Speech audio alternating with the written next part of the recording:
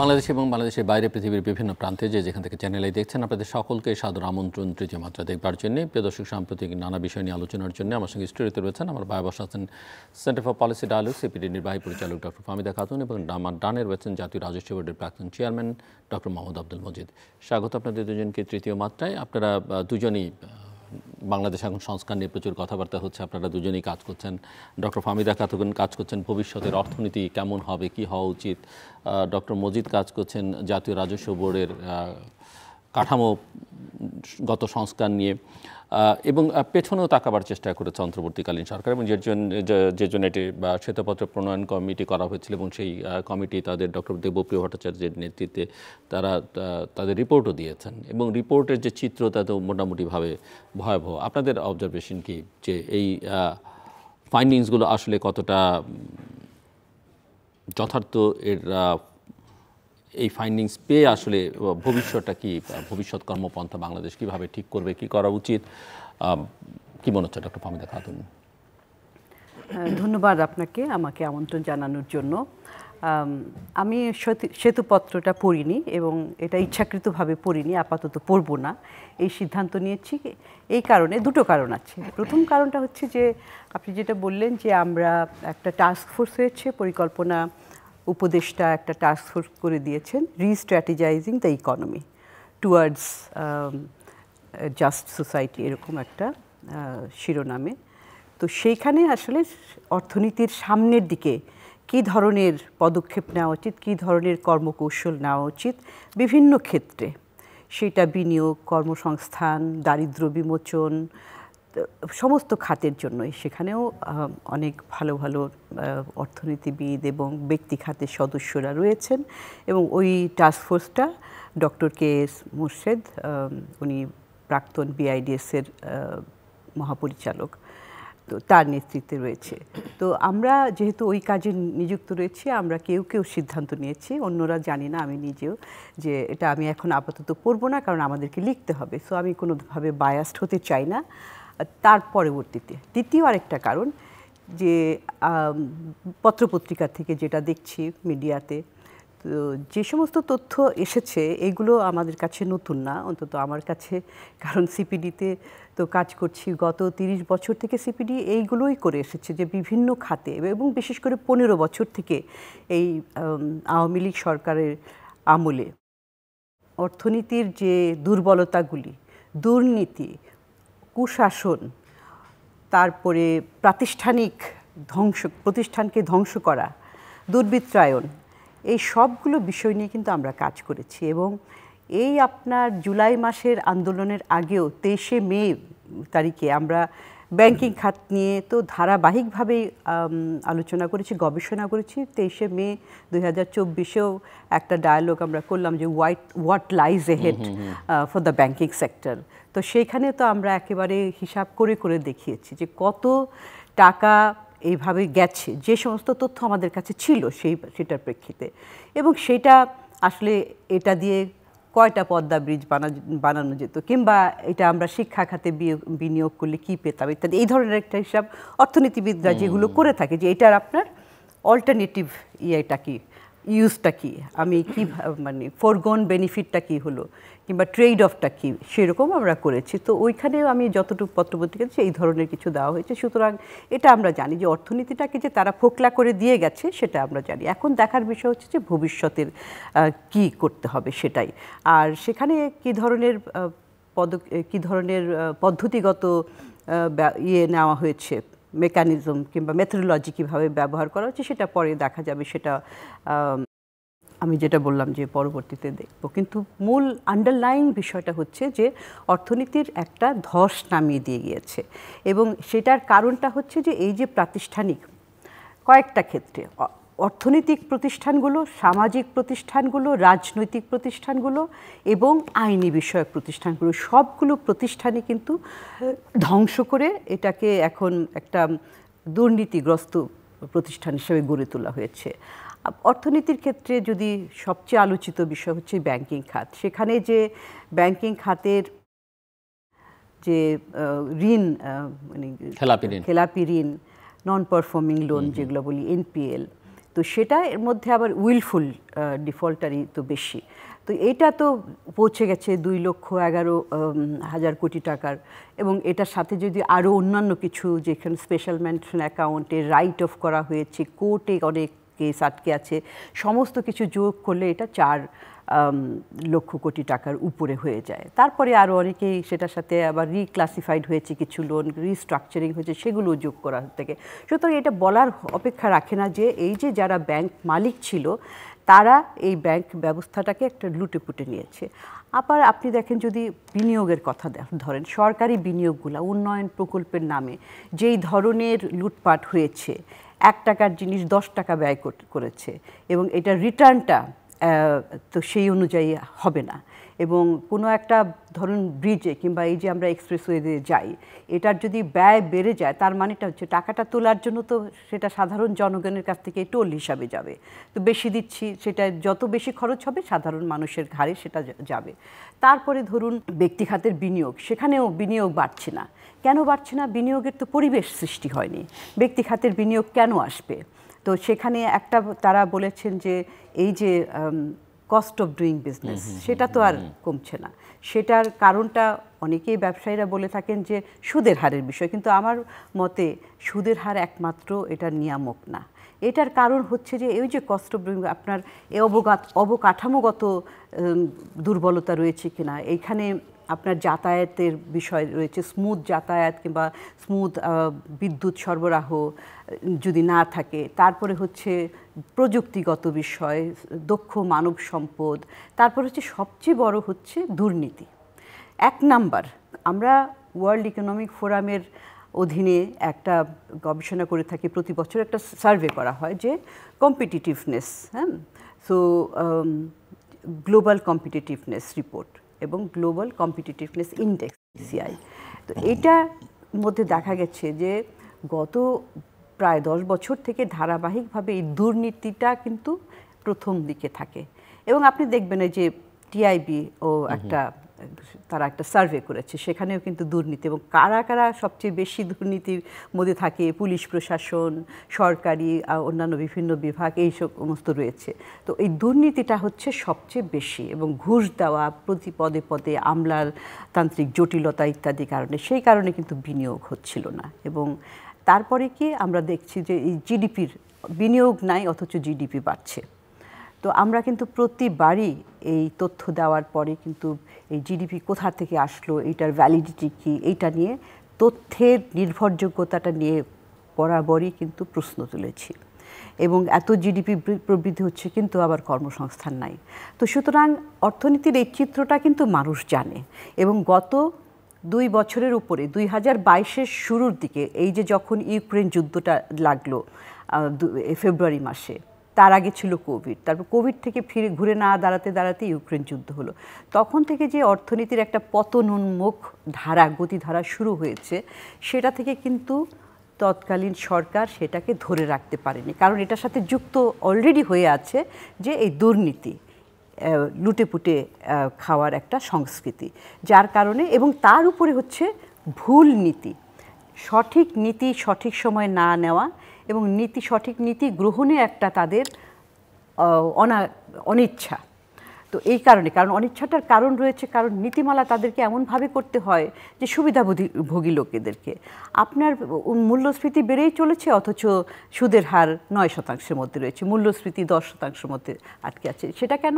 ওই যে একটা বিশেষ গোষ্ঠীকে দেওয়ার জন্য। সুতরাং এই নীতিমালাগুলিও কাস্টমাইজ করা হচ্ছিল যে একটা বিশেষ গোষ্ঠীর কারণে। তো যেটা বলার যে আমরা এই বিষয়গুলি কিন্তু গত 15 বছর প্রতিটা বছর এগুলো আলোচনা করে আসছে, এবং করার ফলে তখনকার মন্ত্রী, মিনিস্টার, প্রধানমন্ত্রী সবাই কিন্তু আমাদের নাম ধরে ধরে গালিগালাজ করেছে। আমি এখানে থামছি। ডক্টর মোহাম্মদ আব্দুল মজিদ। না, ধন্যবাদ। আমার মতো আমিও ধন্যবাদ জানাই। একটি ক্রান্তিকাল বলা যেতে পারে। মাননীয় প্রধান উপদেষ্টা ইউনিভার্সিটি অফ প্রফেশনালসের ওখানেও বলেছেন যে একটা ক্রাইসিসের মধ্য দিয়ে যাচ্ছে, এটা তো আমরা সবাই দেখছিও, কিন্তু এখন দেখতে হবে এটা অভাবিত নয়, বা অনির্বাচনীয় নয়, এটা হবেই, এটা থাকবেই, এটা হওয়ার কথাও। কেননা এই যে আন্দোলনটি, এই আন্দোলনটি বহুদিনের বৈষম্যের বিরুদ্ধে, আস্থাহীনতার বিরুদ্ধে, নানান ষড়যন্ত্রের বিরুদ্ধে মানে জমে ওঠা বিক্ষোভ, সেটি হয়তো শেষের কদিনে, আগস্ট মাস বা জুলাই মাসের শেষের কয়দিনে মনে হয়েছে যেন হঠাৎ করে যেন বিস্ফোরিত হয়েছে। আসলে এটা বহুদিনেরই অনিয়ম এবং অনিয়মতান্ত্রিকতার উপেক্ষার, বিশেষ করে মনে করা হয় কি যে জনগণকে উপেক্ষা করা হয়েছে, তুচ্ছ তাচ্ছিল্য টাইপের করা হয়েছে। বলা হচ্ছে যে জনগণই সব জানে, জনগণের পক্ষই কথা বলা হচ্ছে, অথচ আসল জায়গায় জনগণ নাই বা ছিল না, যার জন্য এই যে ডিফারেন্সটা। তো সুতরাং সেইটার একটা হঠাৎ পট পরিবর্তন পরবর্তীকালে যে অবস্থাটা আমরা এখন দেখছি, এটা কিন্তু অভাবিতপূর্ণ নয় এবং অনির্বাচনীয় তো নয় বললামই। একটা বই বেরিয়েছে, সেটা হচ্ছে হোয়াই নেশনস ফেলস। হ্যাঁ, সেখানের ভিতরে বেশ কয়েকটা জায়গার উদাহরণ দিয়ে তারা দেখিয়েছেন, বলেছেন যে তাহির স্কয়ারে মিশরের যে আন্দোলন, সেটি পরবর্তীকালে তারা লক্ষ্য করেছেন যে খুব কষ্ট করে সেটি ভিন্ন খাতে চলে গেছে আর কি। সুতরাং আমাদের এখানেও এই আন্দোলনকে, এই বিজয়কে অন্যদিকে নিয়ে যাওয়ার চেষ্টাটা অস্বাভাবিক কিছু নয়, চেষ্টা থাকবেই।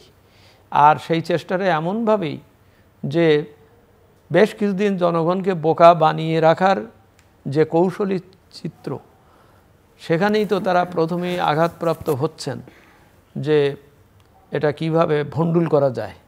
কারণ এখানে ভণ্ডুল করতে পারা মানেই তাদের আগের কর্মকাণ্ডর একটা পুনর্বিন্যাস বা পুনঃপ্রচার বা পুনঃনিয়োগের, আবাসনের সুযোগ সৃষ্টি হওয়া। সুতরাং এই ধরনের চেষ্টা চলবেই।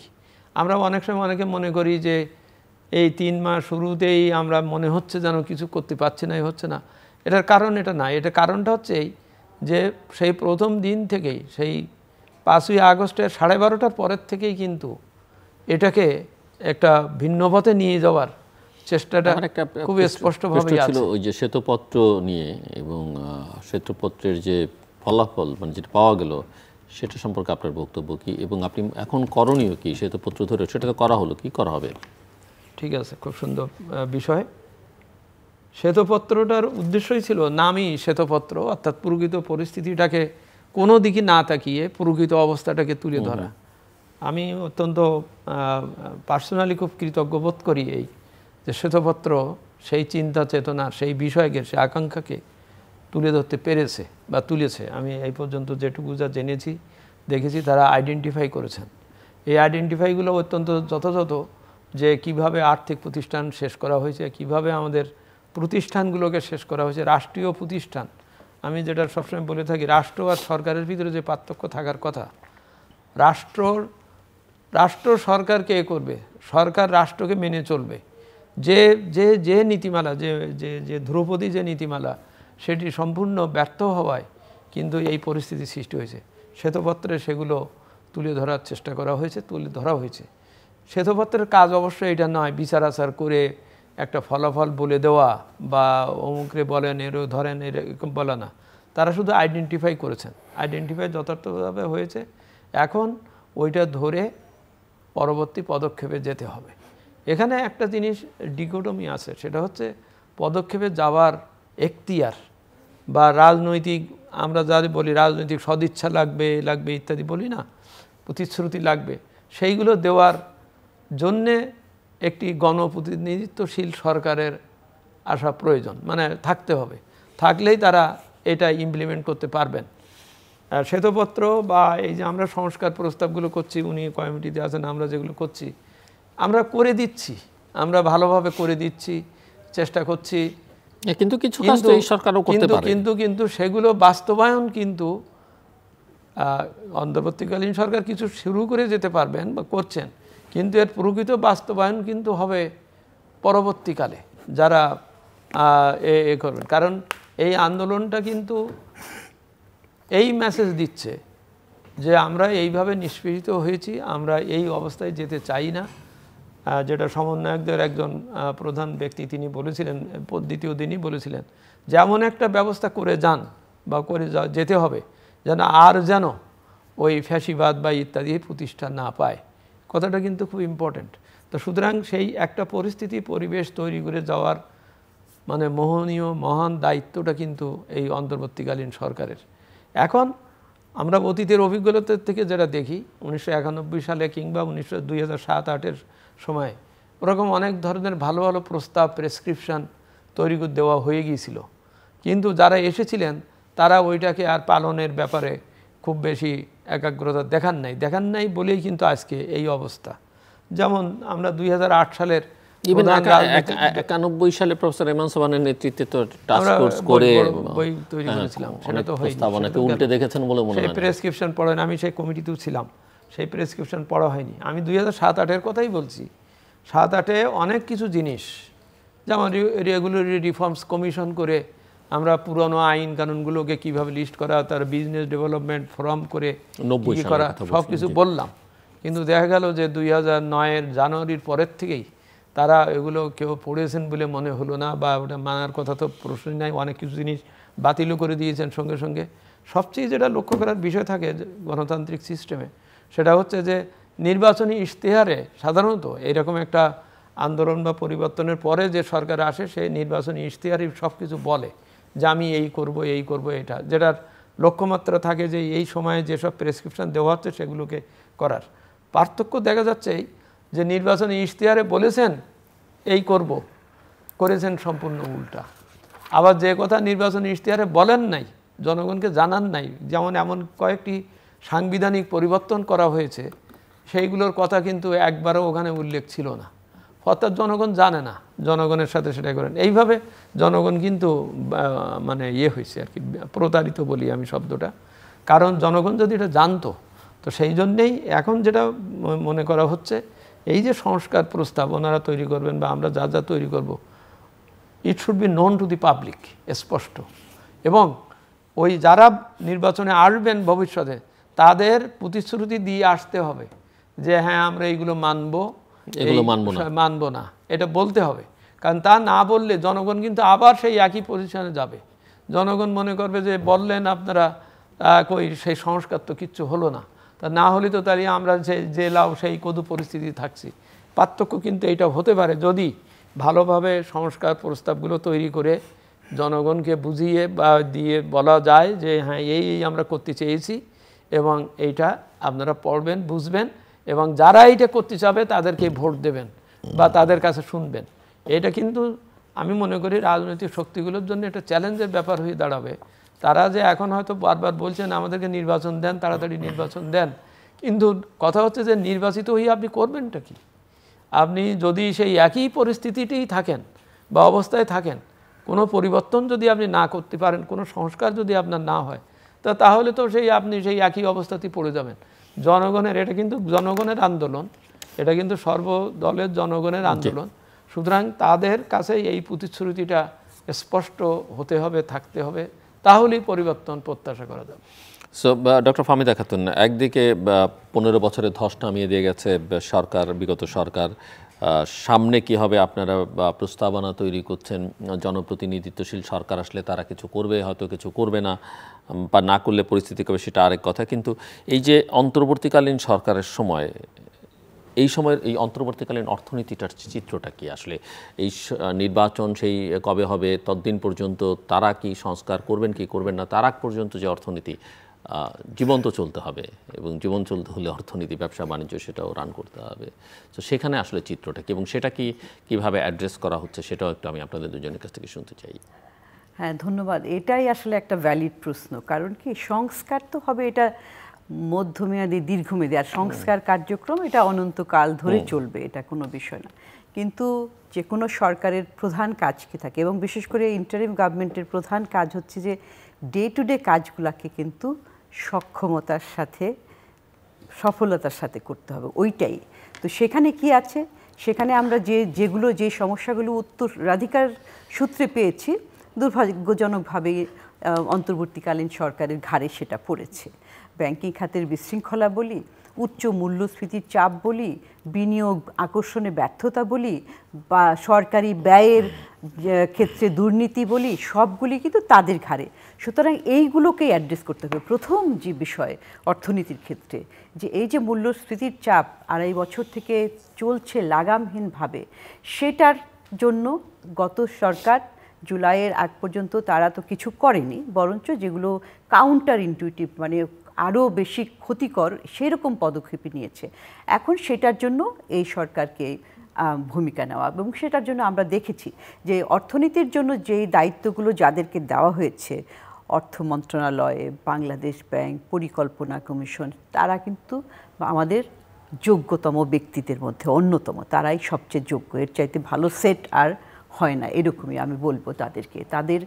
তাদের বুদ্ধি, বৃত্তি, অভিজ্ঞতা, সততা, ইন্টিগ্রিটি সব কিছু মিলে। এখন তো এই মূল্যস্ফীতির জন্য একটা বিষয় হচ্ছে যে বাজারে অর্থের সরবরাহ বেড়ে গেলে মূল্যস্ফীতি বাড়ে, এটা সাধারণ টেক্সটবুকের বিষয়। তো সেজন্য একটা সলিউশন বলা হয়ে থাকে যে বাজারে অর্থের সরবরাহ টেনে ধরতে হবে, সংকোচনমূলক মুদ্রানীতি করতে হবে। যেটা আমি বললাম যে সেটা কিভাবে, যে সুদের হার বাড়িয়ে দিয়ে, যেটা বাড়ানো হয়নি অনেকদিন। তো এইখানে নতুন গভর্নর এসে সেটা সুদের হার বাড়িয়েছেন, পলিসি রেটটা বাড়িয়ে 2 ধাপে বাড়িয়ে এখন 10% অর্থাৎ, এবং সেটা নমিনাল ইন্টারেস্টের আরও 15%, 16% হয়তো পৌঁছে গেছে। কিন্তু এটা তো একটা, এর বাইরে আবার যাওয়াও যাবে না। আপনি কত আবার সুদের হার বাড়াবেন? ব্যবসা তো করতে হবে মানুষকে, বিশেষ করে ক্ষুদ্র মাঝারি ব্যবসা রয়েছে, তারা তো আর কস্ট অফ ডুইং বিজনেসে তাদের এইটার যদি খরচটা বেড়ে যায় তারা করতে পারবে না, ব্যবসা এটা চলতে পারে না।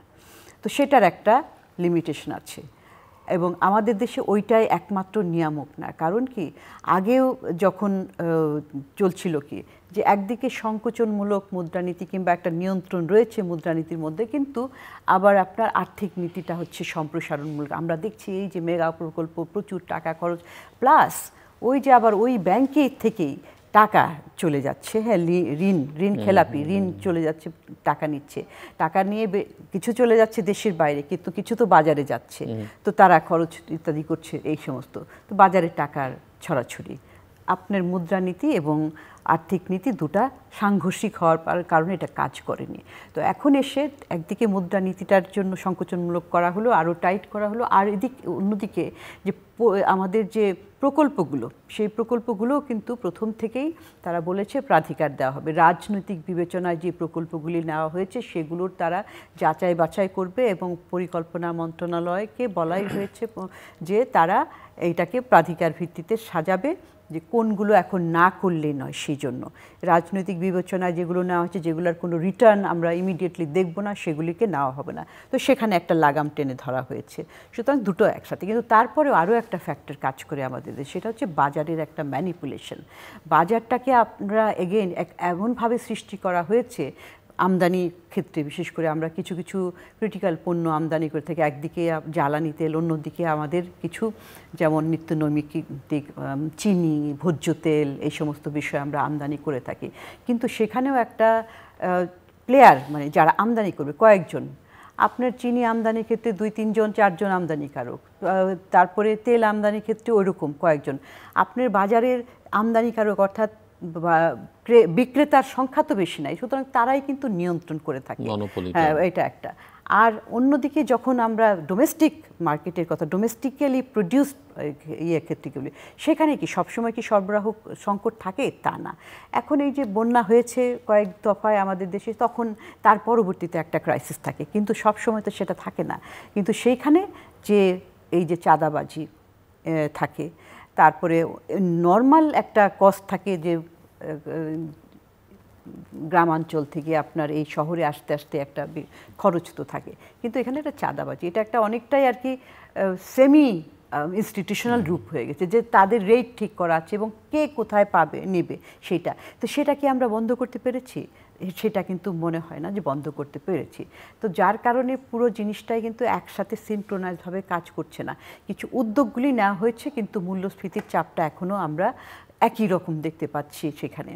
তো এটা একটা, কিন্তু সময় লাগবে। আর যেহেতু মাননীয় গভর্নরও বলেছেন যে একটা তো সময়ও লাগে, আপনি একটা পদক্ষেপ নিলেন, এটার করতে, এটার ফলাফলটা বোঝা যেতে কিছু সময় লাগবে, 6 মাস 1 বছর পর্যন্ত লেগে যেতে পারে, কারণ এখানে অনেকগুলো ফ্যাক্টর রয়েছে। এটা একটা। আর কি উদ্যোগ নেওয়া হয়েছে, এই যে ঋণ খেলাপি, ব্যাংকিং খাতটাকে তো একটা ভঙ্গুর অবস্থায় দিয়ে গেছে।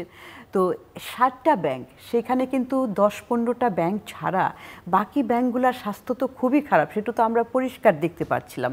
তাদের শুধু ঋণ খেলাপি না, আরও যে ব্যাংকের বিভিন্ন সূচক, আপনার যে তারল্য থাকে, তারপরে তাদের এফিসিয়েন্সি, যে 1 টাকা বিনিয়োগ করে কত টাকা আসবে, সেই ধরনের যে ক্যামেল রেটিং থাকে, হ্যাঁ, ক্যাপিটাল অ্যাডিকুয়েসি, ম্যানেজমেন্ট ইত্যাদি, তারপরে হচ্ছে লিকুইডিটি, তারপরে নন পারফর্মিং লোন ইত্যাদি মিলে, সেখানেও কিন্তু তারা ওই ব্যাংকগুলো, বেশিরভাগ ব্যাংকগুলো তারা কিন্তু সেগুলো পূরণ করতে পারে নাই।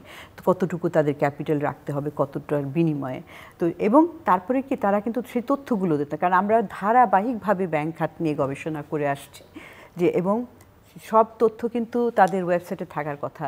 অনেক ব্যাংকগুলো যেগুলি খুব খারাপ সেগুলি দিত না, এবং কেন্দ্রীয় ব্যাংকের যে নজরদারি করার কথা ছিল তারা সেটা করতো না। কিন্তু এখন এসে আমরা দেখলাম যে বেশ কিছু পদক্ষেপ, বোল্ড পদক্ষেপ নেওয়া হয়েছে। 10টা ব্যাংকের পরিচালনা পর্ষদ ভেঙে দিয়ে নতুন করে সেগুলোকে পুনর্গঠন করা হয়েছে। তারপরে যারা এই ব্যাংক পরিচালকরা ঋণ খেলাপি, তাদের ব্যাংক অ্যাকাউন্ট বন্ধ করা, জব্দ করা, তাদের সম্পদ করা, এবং তারা যে এই যে হাজার হাজার কোটি টাকা ঋণ নিয়েছে, তার বিনিময়ে কি ছিল তার গ্যারান্টি একেবারেই মানে নমিনাল নাই বললেই। তো এইরকম তাদের ব্যাপারে পদক্ষেপ নেওয়া হয়েছে। সেখানেও টাস্ক ফোর্স গঠন করা হয়েছে, এবং এই ব্যাংকগুলো যাদের স্বাস্থ্য খারাপ তাদের জন্য আসলে তাদের স্বাস্থ্য পুনরুদ্ধারের জন্য কি করবে সেটার কর্মকৌশল করবে। এবং আপনি জানেন যে এর আগের সরকার মে মাসের দিকে এসে তারা একটা কি করছিল, যে কারণ অনেকটাই করছিল তারা কিন্তু আবার আইএমএফের চাপে, কারণ আমরা আইএমএফের কর্মপরিকল্পনার মধ্যে আছি। গত 2 বছর থেকে আমাদের ঋণ নিতে হয়েছে $4.7 বিলিয়ন। আইএমএফ তার বিনিময়ে আইএমএফ কিছু শর্ত দিয়েছে। শর্তের একটা হচ্ছে যে আপনার ঋণ খেলাপির পরিমাণ সিঙ্গেল ডিজিটে আনতে হবে। এখন আমাদের ঋণ খেলাপি মানে অর্থাৎ যেই খেলাপি ঋণ, মোট ঋণের মধ্যে এইটার সরকারি মানে রাষ্ট্রীয় মালিকানাধীন ব্যাংকগুলোতে 25% মতো, আর ব্যক্তি মালিকানাধীন ব্যাংকগুলিতে 12-13%। তো এটা 10-এর নিচে আনার কথা। সেটার ব্যাপারেও কিছুটা উদ্যোগ, কিন্তু দায়সারাভাবে, যে দুর্বল ব্যাংকগুলোকে, যারা ভালো ব্যাংক তাদেরকে বলছে তোমরা তাদেরকে নিয়ে নাও। এইভাবে তো মার্জ হয় না। পৃথিবীর দেশে দেশে যখন ব্যাংকের স্বাস্থ্য খারাপ হয় তখন মার্জ করার জন্য উৎসাহিত করা হয় ভালো ব্যাংকগুলোকে, কিন্তু ওইখানে একটা ইম্পোজ করার সেখানে বেশিরভাগ ব্যাংক সাড়া দেয়নি। যে সাড়া দিয়েছে সে আবার একজন খুবই, তার একটা অন্য ধরনের চিন্তাভাবনা আছে, সুবিধাভোগী বলা যায় সেই রকম। তো আমি কিছু কিছু উদ্যোগ দেখতে পাচ্ছি, কিন্তু এগুলোর দেখার জন্য, ভালো অবস্থার জন্য আরও সময় লাগবে। কিন্তু আমি যেটা বলতে চাই যে এইটার যে পতনটাকে একটা থামিয়ে দেওয়া গেছে, এটা একটা ভালো পদক্ষেপ। কারণ এর আগে অনেকেই বলছিল বাংলাদেশকে শ্রীলঙ্কা হয়ে যাবে কিনা, না সেটা না, সেটা তাদের অবস্থাটা হয়ে গেছিলো এই কারণে, কারণ ঠিক সময়ে আসলে পদক্ষেপগুলো নিতে পারেনি। তো এখন আপনার বৈদেশিক মুদ্রা রিজার্ভের যে একটা পতন ছিল সেটাকে থামানো গেছে, আর যে সমস্ত নীতিমালাগুলি নেওয়ার কথা সেগুলি নেওয়া হয়েছে, এখন সময়ের ব্যাপার। কিন্তু তার পাশে আমি পরবর্তীতে হয়তো বলবো যে এর মধ্যেও আরও কী কী উদ্যোগ নেওয়া যেতে পারে। ডক্টর মোহাম্মদ আব্দুল মজিদ, আমি মনে করি আস্থা প্রতিষ্ঠা করাটাই হচ্ছে এই মুহূর্তের প্রথম এবং প্রধান কাজ। কেননা মানুষ অনেক প্রত্যাশায় এই যে পট পরিবর্তনটার সংগঠনটি ঘটিয়েছে, তারা দেখতে চাচ্ছে যে প্রকৃত দোষীরা শাস্তি পাক। আপনি সবটাকে একদিন উদ্ধার করতে পারবেন না, এটা ঠিক আছে, ওটা সবাই জানে, আইনে প্রক্রিয়া এটা ওটা আছে।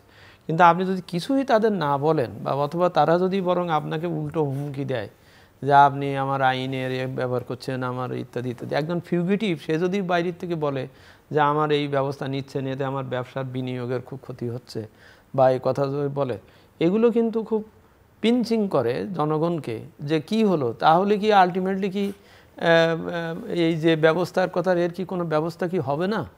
যদি দেখে, যেমনটি উনি বললেন যে সরবরাহ এবং চ্যানেলের ভিতরে যে ম্যানিপুলেশনটা হয়, আগেও হতো, সেই ম্যানিপুলেশন যদি এখনও চলতে থাকে, তাহলে মনে করবে যে জাস্ট বোতলের পরিবর্তন হয়েছে, মানে পরিবর্তন হয়েছে, তাহলে কিন্তু আস্থাটা খুব মারাত্মকভাবে ক্ষতিগ্রস্ত হয়। মনে আছে আপনার 7-8 সালের দিকে প্রথম দিকে ওই যখন জরুরি অবস্থা ঘোষণা পরে তখন কিন্তু একটা তেজি ভাব কিন্তু স্পষ্ট করা গিয়েছিল। চারিদিক থেকে আপনার টাস্ক ফোর্স এটা ওটা আমরা এনবিআর এর থেকে বা অন্যান্য জায়গা থেকে অনেকে বলেন যে সেই একটা ইয়ে ছিল, মানুষ কিন্তু অনেকে বলেন যে সেই তৎপরতা শেষ পর্যন্ত অর্থনীতির ক্ষতিও করেছে। কারণ বাণিজ্যের না ওটা ধরে রাখতে পারে নাই বা অথবা ওখানে উদ্দেশ্য নিয়তের ভিতরে প্রবলেম ছিল। কেউ হয়তো কারো এই ইন্নামাল আমালু বিন্নিয়াত ওখানে কাজ করে নাই, যার জন্য ওটা ফেল করেছে। আমি বলছি যদি প্রথম দিকে যেভাবে তারা বা যদি প্রথম থেকে এই দৃশ্য নেওয়া যেত যে না অন্যায় এবং যেটা হচ্ছে সেগুলোর আমরা প্রতিকার নিচ্ছি, প্রতিকার হবে, ব্যবস্থা হবে, তাহলে কিন্তু মানুষ কিন্তু ধৈর্য ধরতে আপত্তি নাই। কিন্তু যদি দেখে যে না ক্রমান্বয়ে মনে হচ্ছে যেন আপনি কেমন যেন অপশ্রিয়মান একটা অবস্থায় আপনি অবস্থান করছেন, তখন কিন্তু ওই আস্থায় ফাটল ধরে। আস্থাটা খুব ইম্পর্ট্যান্ট জিনিস আমি মনে করি। সেটা হচ্ছে একটা অন্যতম একটা শক্তি যে না আমি আস্থা আপনি যা করছেন তাতে আমি আস্থাবান এবং আমি আশা বেঁধে আছি যে একটা কিছু হবে।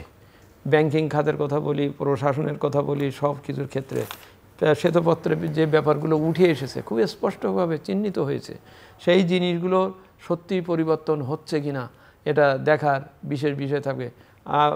মানে প্রশাসনিক সংস্কার বা ইত্যাদি, যেমন একেবারে খুব গ্রাসরুট লেভেলে বলি, ভূমি অফিসের দ্বারা যেভাবে সেবা প্রাপ্তিতে যেসব সমস্যা ছিল সেই সমস্যা এখনও যদি বলবৎ থাকে, বিদ্যমান থাকে, কিংবা একটা অফিসকে আগে কিছু পয়সা দিয়ে হলেও কাজটা করানো যেত, এখন হয়তো পয়সা দেওয়া হচ্ছে না বলে ওটা যদি আরও দেরিই করে তো তাহলে তো সে কথা তো একই হয়, ক্রাউডিং ইফেক্ট কিন্তু একই থাকে। আমার কথা হচ্ছে যে যথাযথভাবে প্রত্যাবর্তনে আসতে হবে সকলকে, এবং চিন্তা চেতনার ক্ষেত্রে এই জন্যেই যে আমার মনের ভিতরে যদি এটা থাকে যে আমি এসেই পরের দিন বললাম কই আপনি তো কোনো পরিবর্তন করছেন না, আমি আপনার উপরে রেগে যাচ্ছি, আপনাকে আমি এটা করলে হবে না। এখানে করতে হবে যে না ঠিক আছে আমি আছি, আপনি এই ব্যবস্থাগুলো নেন বা নেওয়া হচ্ছে, এটা দেখার বিষয়।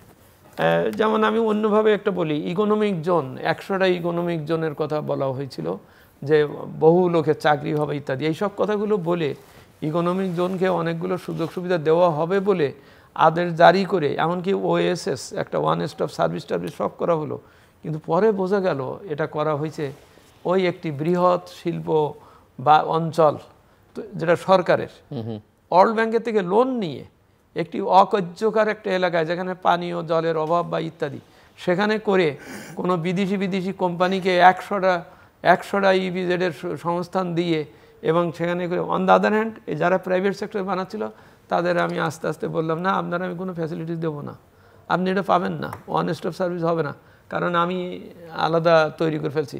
এই যে আমি একটা প্রতারণাই বলি এটা, কারণ আপনি বিনিয়োগকারীকে নামালেন এই কথা বলিয়ে যে আপনি আসেন আপনার আমি সুযোগ সুবিধা দেবো ইত্যাদি ইত্যাদি। আমি নামলাম, পয়সা কড়ি খরচ করে নামলাম, তারপর দেখি আপনি আর আমার সাথে আর কথাই বলছেন না, আপনি বরং একটা প্রতিযোগিতার পরিবেশ সৃষ্টি করলেন। যখন বিদেশি বিনিয়োগকারীরা এসে দেখবে যে ওখানে এত ফ্যাসিলিটিস পেয়ে এত কম দামে আমি প্লট পাচ্ছি, তখন সে আমার এই প্রাইভেট সেক্টরের অতি কস্টলি এখানে এসে সে আসবে কেন, তো তাহলে আমার বিনিয়োগটা মারা গেল। তো অর্থাৎ আপনার বিনিয়োগের দৃষ্টিভঙ্গি, আপনার যে কোনো কাজের দৃষ্টিভঙ্গি, আপনি শিক্ষার ক্ষেত্রে বলেন, স্বাস্থ্যের ক্ষেত্রে বলেন, সব কিছুতে দেখা যাচ্ছে যে একটা পরিস্থিতি তৈরি করেছেন এমনভাবেই, শ্বেতপত্রে খুব স্পষ্ট করে বলা হয়েছে, এমনভাবেই যে আপনি এইভাবে যাচ্ছেন। আপনি বলছেন দেশে বিদ্যুৎ নাই, আপনাকে আমি খুব বিদ্যুৎ দেবো বলে আপনি বিদ্যুতের দায় মুক্তির আইন জারি করে দিলেন, দিয়ে তারপরে তার আর খবর নাই। এবং কথা কিন্তু এখনও জনগণের কাছে স্পষ্ট না, যে বলা হচ্ছে আমার বিদ্যুতের প্রয়োজন এত কিন্তু আমার উৎপাদন বেশি বলা হচ্ছে। কী ব্যাপার, আমার ওই সার্কুলেশনের সিস্টেম ভালো নাই বলে। অন দ্য আদার হ্যান্ড আবার দেখা যাচ্ছে ঠিকই তো আপনি বিদেশ থেকে বিদ্যুৎ আমদানিও করেছেন, হ্যাঁ, এবং সেই পয়সা শোধও করতে পারতেছে না। আমাদের জনগণ কিন্তু খুব সাধারণ ভাষায় বুঝতে চেষ্টা করে। তা আপনি একদিকে বলছেন আপনার সরবরাহের চাইতে আপনি বেশি বিদ্যুৎ উৎপাদন করেছেন, তো বেশি উৎপাদন করলে তো এখানে আপনি তো খরচ বেশি করেই ফেলছেন, এবং এই কথা বলে আপনি আমার আস্তে আস্তে বিদ্যুতের দামও বাড়াচ্ছেন। অন দ্য আদার হ্যান্ড আবার আমি দেখতেছি আপনি ঠিকই বিদেশ থেকে আদানির কাছ থেকে এর থেকে আপনি সুন্দরবনের কাছে রামপালে আপনি বিরাট একটা করলেন আমার সুন্দরবনের ভবিষ্যৎকে নষ্ট করে। এই দুটো কিন্তু হিসেবে মিলতেছে না। অন্তর্বর্তীকালীন সরকারের বা শ্বেতপত্রের বা আমাদের এই সংস্কারগুলোর ক্ষেত্রে এটাই তুলে ধরা, বুঝিয়ে দেওয়া যে this is the cause and effect, এই কারণে এটা হয়েছে এবং এই জন্যে আপনাকে এতটা ওয়েট করতে হবে, আমরা এই ব্যবস্থা করছি। এই আস্থার পরিবেশটি তৈরি হওয়া দরকার, কারণ তা না হলে কিন্তু আমি মনে করি এই যে এত তাজা প্রাণের রক্তের বিনিময়ের সাথে আমাদের ঠিক যথাযথ সম্মান দেখানো হবে না যদি এটা না করতে। ডক্টর ফাহমিদা খাতুন, আপনি কথা শেষ করেননি, তখন বলছিলেন। হ্যাঁ, তো আমি যেটা বলছিলাম যে যেগুলো গুরুত্বপূর্ণ কি করা এখন উচিত, ডে টু ডে বিষয়ের মধ্যে যেগুলো রয়েছে, মূল বিষয় হচ্ছে মানুষের এখন নিরাপত্তা দেওয়া, এটাও একটা। তো জুলাই অগাস্টের এই গণ অভ্যুত্থানের পরে যে কোনো গণ অভ্যুত্থান এই স্কেলে হলে এটার কিছু ব্যাকলেশ তো রয়েই যায়, যেটা উনি শুরুর দিকে বলেছেন যে, তো সেইগুলোর থেকে সেটার ব্যাকলেশটা কমে এসেছে, কিন্তু এখনও একটা অনিশ্চয়তা, একটা চিন্তা থাকে যে এভরি আদার ডে আপনি কোথাও না কোথাও প্রতিবাদ কিংবা চাহিদা হয়েছে। আসলে এত বঞ্চিত হয়েছে মানুষ 15 বছরে যে সবাই এখন মনে করছে যে আমরা এখন আমাদের দাবিগুলো উপস্থাপন করার এটাই সময়, কিন্তু আসলে সেটার সাথে সাথে এটা নিরাপত্তাটা কতখানি মানুষের দুর্ভোগ হয় কিনা সেটাও কিন্তু দেখার বিষয়। আর অর্থনীতির ক্ষেত্রে আমি বলবো যে সব তো একবারে এত বেশি আমাদের লিস্ট, এইটার মধ্যে কয়েকটা বিষয় যে হ্যাঁ, আপনার বিনিয়োগের ক্ষেত্রে, সরকারি বিনিয়োগের ক্ষেত্রে, উন্নয়ন প্রকল্পের ক্ষেত্রে অবশ্যই যাচাই বাছাই করা হবে, কিন্তু সেখানে একটা জিনিস মনে রাখতে হবে যে এমনিতেই তো ব্যক্তি খাতের বিনিয়োগ স্থবির অবস্থায়, এবং এমনকি একটা খবর এসেছে সেটা হচ্ছে যে আপনার ব্যক্তি খাতের যে বিনিয়োগ, বৈদেশিক বিনিয়োগ, ফরেন ডাইরেক্ট ইনভেস্টমেন্ট, সেই হিসাবের মধ্যে ঝামেলা। সেই হিসাব এখন IMF-এর ফর্মুলা অনুযায়ী করে দেখা গেল যে প্রায় অর্ধেক নেমে এসেছে। গত 4 বছর থেকে এটা বাড়ানো হচ্ছিল, সেটাকে ক্যালকুলেট করে দেখা হচ্ছে যে যা ছিল সেটারও অর্ধেক। FDI কিন্তু আমাদের GDP-র 1% কম, মানে এটা একটা অ্যাবিসমালি লো, এত খারাপ, মানে নিম্ন হয় না, সবকিছুতেই ম্যানিপুলেটেড, সবই আপনি দেখবেন একটা একটা করে ধরলে দেখা যায়। তার মানে বৈদেশিক বিনিয়োগ নাই, ব্যক্তি খাতের বিনিয়োগ GDP-র 23%, 24% 10 বছর থেকে এই আটকে আছে। তো এখন মূল একটাই ছিল যে সরকারি বিনিয়োগ, কিন্তু সরকারের আকার তো অত বড় না, ব্যক্তি খাতের আকারই তো, ওই ইকোনমির 80% উপরে হচ্ছে ব্যক্তি খাত। তো আপনার সরকারি খাত দিয়ে কতখানি করা যায়। তারপরেও এখানে একটু যেহেতু আপনার একটু ব্যয় সংকোচন করার জন্য করা হয়েছে, এবং অনেক যে দুর্নীতি অপচয়গুলো রোধ করা ইত্যাদি, এবং সরকারের হাতে টাকাও নাই, তো সব মিলে এটা তো একটা কাটছাট করতে হয়েছে। কিন্তু সেটার মধ্যেও কতখানি, সব কিছুর একটা লিমিট আছে। যেমন আপনি সুদের হার বাড়ানোর there's a limit to it, হ্যাঁ, how far you can stretch it, এরকম আপনার এই সরকারি প্রকল্প কাটছাট করার ক্ষেত্রে লিমিট বেশি করলে আপনি তো তখন কর্মসংস্থান কোথা থেকে হবে, অর্থনীতিতে তখন একটা মন্দাভাব চলে আসবে, সেটাও একটা করতে হবে। এখন চলমান সবগুলি করা যাবে না যেহেতু টাকা নাই। আরেকটা বিষয়, টাকা নাই কি, এত ঋণ নেওয়া হয়েছে, এখন আপনার ঋণের সুদ দিতে দিতেই কিন্তু আমাদের একটা এই মানে কি বলে যে ঘি ঋণ করে ঘি খেয়ে তারপরে এখন এটার ফলাফল আমাদের দিতে হচ্ছে। তো সেই অবস্থাটা তো আমাদের এটা সাস্টেনেবল না। এখন সেই ক্ষেত্রেও কিন্তু এই যে ঋণগুলি বিভিন্ন জায়গা থেকে নেওয়া হয়েছে, সেইটাকে রিনিগোশিয়েট করা অনেকের কাছ থেকে, যে পরবর্তীতে রিস্ট্রাকচারিং করা, যে এটার পে ব্যাক পিরিয়ডটা বাড়ানোর একটা করতে হবে, সেটা একটা, কিন্তু তারপরে ফেরত তো দিতে হবে। তারপরে আরেকটা বিষয় হচ্ছে যে ব্যক্তি খাতের বিনিয়োগের জন্য যে আমি কিছু বললাম, যে সেখানে কিন্তু সেখানেও একটা নিশ্চয়তাটা, একটা বিনিয়োগ কি দেখতে চায় যে আগামী 1-2 বছর 5 বছরে তাদের কি অবস্থা হবে, সেখানেও একটা অনিশ্চয়তা।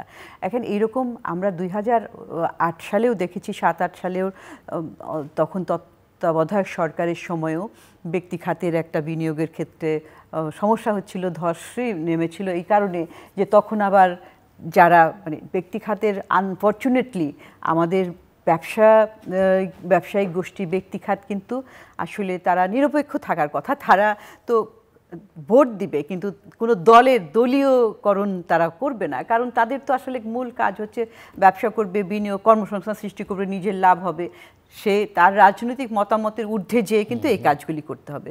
কিন্তু দেখা যায় যে আমাদের দেশে হয়তো ইচ্ছা ইচ্ছার বাইরেও কিছুটা ইচ্ছা, কিন্তু তার বাইরে হয়তো বাধ্য হয়ে এই রাজনৈতিক দলের লেজুর বৃত্তি করতে করতে গুণগান এত যে কবিতা আবৃত্তি গান থেকে শুরু করে সবকিছুই হয়ে যায়, যার ফলে মৃত্যুর পরও সঙ্গে থাকার অঙ্গীকার করে। হ্যাঁ, অঙ্গীকার এমন অবস্থা। ওইগুলোর কতখানি দরকার ছিল? ওনারা বলেন যে ওনারা কি, ওনাদের হাত পা বাঁধা ছিল? এতখানি গান কবিতা এবং প্রতিশ্রুতি এগুলির করার কোনো প্রয়োজন নাই।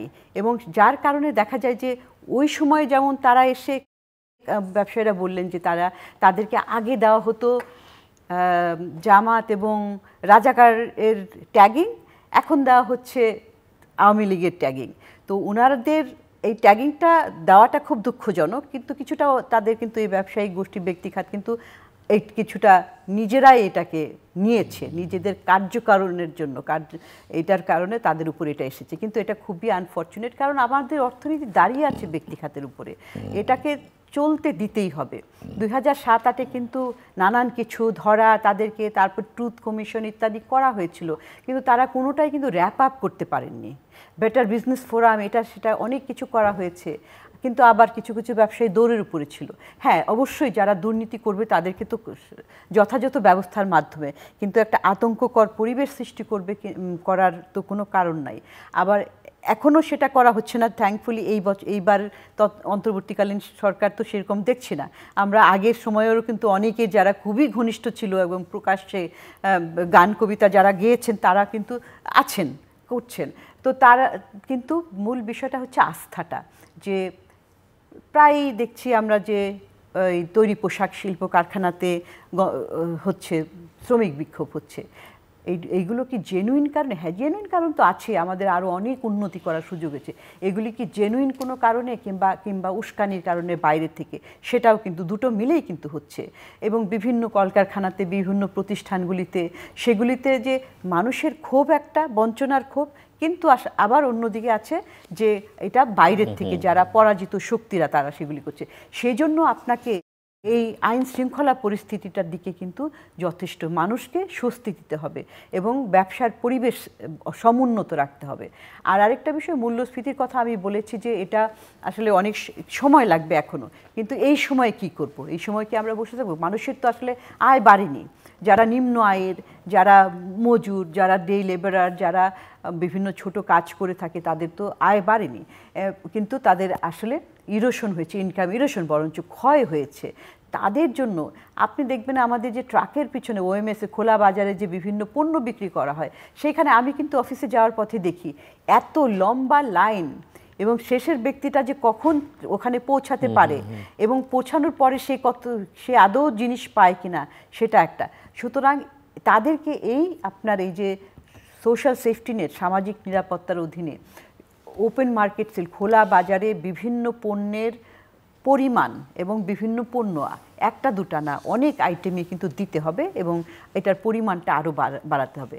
আগের সময় আমরা কি দেখেছি যে সমস্যার সময় ছিল, কিন্তু বেশিরভাগ ওই আপনার এই উপজেলা চেয়ারম্যান, সেই ওই ওয়ার্ড কমিশনার, এরা কিন্তু এগুলা চুরি করে নিয়ে নিত অর্ধেক কিংবা এরকম।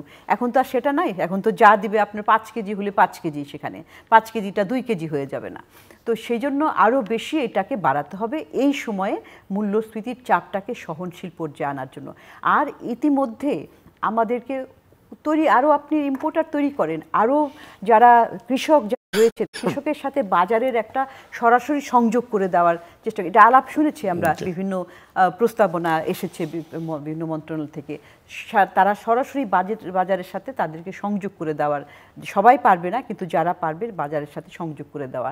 আর আরেকটা হচ্ছে যে প্রস্তুতির প্রযুক্তি, কিছু টেকনিক্যাল বিষয়, এটা কিন্তু আপনার প্রাতিষ্ঠানিক সব কিছু তো প্রাতিষ্ঠানিক কাঠামোর মধ্যে হয়, কিন্তু প্রযুক্তিগত অগ্রগতিগুলা আপনার ডিজিটাইজেশন করে ফেলার জন্য, এটার জন্য অত অপেক্ষা করার প্রয়োজন পড়ে না। এখন বলা হচ্ছে যে এই আমাদের যে কর দেওয়া হবে, আমরা যে ট্যাক্স দিব, সেটা অনলাইনে দেওয়া যাবে, সেটার জন্য প্রযুক্তি আরও উন্নত করতে হবে। কারণ আমি ইতিমধ্যেই শুনেছি যে একজনে অনলাইনে দিতে যে, কিন্তু ওটা যায় না, মানে ওটা একটা জায়গায় যে আটকে যায়, স্মুথ না। এই স্মুথ অপারেশনাল না হলে, স্মুথলি, তাহলে তো মানুষ দিতে পারবে না ঘরে বসে কর দেওয়ার ক্ষেত্রে। তো এই ধরনের কিছু কিছু পদক্ষেপ কিন্তু এখনই নিতে হবে।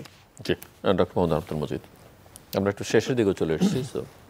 শেষের কথাটাতেই বলি, কর সহজে দেওয়ার ব্যাপারটা, ওইটার উপরে আমরা কাজ করছি বা করতে হবে এই জন্যেই যে আমার রেভিনিউ আর্ন না হলে পর আমার অন্য কোনো কিছু হচ্ছে না। এবং আমাদের অর্থনীতিতে যে কিন্তু একটা বিরাট বৈষম্য সৃষ্টি হয়ে আছে, অর্থনৈতিক বৈষম্য ইত্যাদি, এটা কমানোর জন্য ব্যবস্থায় যেতে হবে। কিন্তু সব কিছুর উপরে আমি মনে করি আমাদের প্রত্যেকের নিজের ব্যক্তিগত চিন্তাভাবনায় সামষ্টিকভাবে একটা জাতীয় ঐক্য বোধের চেতনার একটা জাগৃতি প্রয়োজন। এই জন্যই প্রয়োজন, আমরা দেখতে পাচ্ছি যে আমার চারিধারে নানান ধরনের ওই ভূ রাজনীতির ভাইদের অনেক কর্মকাণ্ড চালু আছে, চালু থাকবেই। সেখানে আমাকে যদি নিজের পায়ে নিজে দাঁড়ানোর ব্যাপারটাকে যদি আমি স্ট্রং না করতে পারি, তাহলে আমি কিন্তু এখান থেকে হেরে যেতে পারি। তো সেই জন্যেই এটা ঠিক যে সমস্যা আছে, সমস্যা থাকবে, কিন্তু সেই সমস্যাগুলোকে সকলের নিজের মনে করে এগোতে হবে। এগোবার ব্যাপারে কোনো প্রকার কার্পণ্য বা দ্বিধাদ্বন্দ্ব থাকা যাবে না। আমি এই কথা বলে শেষ করতে চাচ্ছি যে বিভেদ এবং বৈষম্যই আমাদের এই পরিস্থিতির দিকে ঠেলে দিয়েছে, আমরা যেন আবার সেই বিভেদ এবং বৈষম্যের কারণ সৃষ্টি না করি। আমাদের মধ্যে এটা ঐক্যবদ্ধতার এবং সকলের ভিতরে সকলের মধ্যে একটা পারস্পরিক আস্থা এবং সম্ভ্রমবোধের একটা পরিচয় হওয়া উচিত। কারণ বিভেদ কিন্তু ওই যে united we stand, divide we fall, এটা কিন্তু আমাদের সর্বক্ষেত্রে কিন্তু যথেষ্টভাবে লক্ষ্য রাখার প্রয়োজন আছে। তাহলেই আমি মনে করি যে এই আন্দোলনের ফলাফল আমরা ইতিবাচক অবস্থায় পাবো। ডক্টর মাহমুদা কিছু যোগ করবেন ছোট্ট করে? আমি ছোট করে এটাই বলতে চাই যে আমাদের তো অনেক আসলে কাজ এবং অনেক কাজের জন্য খোলাও হয়েছে অনেক কিছু, এতগুলি কমিশন করা হয়েছে, বিভিন্ন টাস্ক ফোর্স, এই কমিটি সেই কমিটি অত্যন্ত প্রয়োজন এবং এগুলি সামনে রয়ে যাবে। কিন্তু এগুলো করার মানেই হচ্ছে যে আমাদের সব কিছু হয়ে গেল সেটা না, সবাই আমরা সেটা বুঝি। মূল বিষয়টা হচ্ছে যে রাজনীতিটাকে ঠিক করা, সেটা তত্ত্বাবধায়ক সরকার কিংবা অন্তর্বর্তীকালীন সরকার ঠিক করতে পারবে না, এটা রাজনীতিবিদরাই ঠিক করতে হবে। তারাই বলবে, আপনি যত সুন্দর সুন্দর ডকুমেন্টগুলি তৈরি করবেন এগুলো কিন্তু তারা কিন্তু পাশে রেখে দিয়ে তাদের মতোই তারা করবে। এবং আমরা ইতিমধ্যেই দেখেছি বিএনপি কিন্তু তাদের 31 দফা যে সংস্কার কর্মসূচি, ওটা কিন্তু তারা বেশ প্রচারণা করছে। তো ওই রকম ওনারশিপটা কিন্তু দরকার। এই ফাঁকে আমি যেটা বলতে ভুলে গেছিলাম সেটা হচ্ছে যে হ্যাঁ, এই যে সংস্কার কমিটিগুলো করা হয়েছে সেখানে কিন্তু রাজনৈতিক প্রতিনিধিত্ব থাকলেও হতো, এমনকি প্রতিনিধিত্ব থাকলেও ওনারশিপ এখন থাকলেও পরবর্তীতেও তারা করে না, সেটার প্রমাণও আছে। কিন্তু তারপরেও যে একটা আপনি এটার সাথে যুক্ত ছিলাম, অন্তত ভবিষ্যতে মানুষ বলতে পারতো যে আপনি তো ছিলেন এটার মধ্যে, আপনি এখন করছেন না কেন। তো ওটারও দরকার ছিল। সুতরাং দিনের শেষে সেটা হয়তো করা যেতে পারে একটা কমিটমেন্ট আদায় করে, যদি যেটা বলছেন আমি এটা মানবো, আমি এটা মানবো না, পরিষ্কার ওইরকম ভাবে। হ্যাঁ, পরবর্তী এটা এখন ব্যাকআপ কিংবা পরবর্তী মানে সলিউশন হিসাবে, সেকেন্ড বেস্ট সলিউশন হিসাবে এটা করতে হবে। দর্শক অনুষ্ঠানের শেষ প্রান্তে আমরা সামাজিক যোগাযোগ মাধ্যম ফেসবুক, এক্স এবং ইউটিউবে তৃতীয়মাত্রা লাইভ স্ট্রিম হচ্ছে, আপনারা দেখতে পারেন। টেলিভিশনের পর্দায় দেখতে না পারলে যে কোনো সময় যে কোনো স্থান থেকে ইউটিউবে তৃতীয়মাত্রা চ্যানেলটি সাবস্ক্রাইব করে পর্ব বা পুরোনো পর্বগুলো আপনারা দেখতে পারেন। ডক্টর মোহাম্মদ আব্দুল মজিদ এবং ডক্টর ফাহমিদা খাতুন, অসংখ্য ধন্যবাদ আলোচনা শোনার জন্য। দর্শক, বিগত শাসনামল বাংলাদেশের অর্থনীতিকে যেভাবে ধস নামিয়ে দিয়ে গেছে সেটাই আমার অতিথিরা তুলে ধরবার চেষ্টা করেছেন এবং জনগণ সব জায়গায় অর্থনীতি বলিস, রাজনীতি বলিস, সর্বত্র অনুপস্থিত ছিল এবং রাষ্ট্র এবং জনগণের মধ্যে যে একটা পার্থক্য আছে সেই পার্থক্যটাও ভুলিয়ে দেওয়া হচ্ছিল বিগত শাসনামলে। সমাধানগুলো কি হতে পারে তার জন্য পলিটিক্সটাকে ফিক্স করতে হবে, দুজনই অত্যন্ত জোরের সঙ্গে বলেছেন। এবং সংস্কার নিয়ে এখন অনেক কথাবার্তা হচ্ছে, সংস্কারে যদি এই সংস্কার কার্যক্রমে বা সংস্কার সংক্রান্ত যেসব পরিকল্পনা করা হচ্ছে সেখানে যদি রাজনৈতিক দলগুলোর অংশগ্রহণ নিশ্চিত করা যেত তাহলে হয়তো ফলাফলটা আরও ভালো পাওয়া যেত ভবিষ্যতে। কিন্তু সেটা না হলেও কমিশনগুলোর রিপোর্ট পাওয়ার পরে যদি রাজনৈতিক দলগুলোর সঙ্গে আলোচনার ভিত্তিতে একটা সমঝোতায় পৌঁছানো যায়, সবাই সব বিষয়ে একমত হবেন এমনটা আশা করা ঠিক হবে না, কিন্তু যতটা ঐকমত্য প্রতিষ্ঠা করা যায় এবং তার ভিত্তিতে সামনে এগোনো যায় সেটা ভালো হবে। কারণ সংস্কার এটা নেভার এন্ডিং প্রসেস এবং এটা আসলে মূল কাজটা জনপ্রতিনিধিত্বশীল যে সরকার তাদেরকেই করতে হবে। এবং বিভাজন, বৈষম্য যেভাবে আমাদেরকে একটা খারাপ পরিস্থিতির মধ্যে দাঁড় করিয়ে দিয়েছিল, সেখান থেকে ঘুরে দাঁড়াবার জন্য আসলে এই বিভেদ এবং বৈষম্য দূর করতে এবং এর জায়গায় একটা জাতীয় ঐক্যমত্যের প্রয়োজনীয়তার কথা ওনারা বলেছেন এবং সংস্কার প্রস্তাব যেগুলি আসবে সেগুলো যেন জনগণের কাছে ওপেন করা হয়। কোনো কোনো ক্ষেত্রে আমরা এই স্বচ্ছতার অভাব এখনও দেখতে পাই, সেটা কোনো অবস্থাতেই কাম্য নয়। মানুষের নিরাপত্তা নিশ্চিত করবার উপরে ওনারা জোর দিয়েছেন এবং বলছেন যে আস্থা প্রতিষ্ঠাটা এখন প্রধান চ্যালেঞ্জ। সরকার এটি অন্তর্বর্তীকালীন সরকার, নির্বাচিত সরকার নয়, জনপ্রতিনিধিত্বশীল সরকার নয়, সব কাজ তারা করতে পারবে না, কিন্তু তাদের ডে টু ডে কাজের মধ্যেও যেন সক্ষমতা সফলতা থাকে সেটা নিশ্চিত করতে হবে। সব মিলিয়ে জনগণ যে প্রত্যাশী রক্ত দিয়েছে, আত্মত্যাগ করেছে, সেটা যেন ব্যর্থ না হয় সেদিকে আমাদের সবার নজর দিতে হবে এবং এর জন্য একটা ঐকমত্য আমাদের থাকতে হবে। আমাদের সঙ্গে থাকবার জন্য ধন্যবাদ, আপনাদের সবার জন্য শুভকামনা।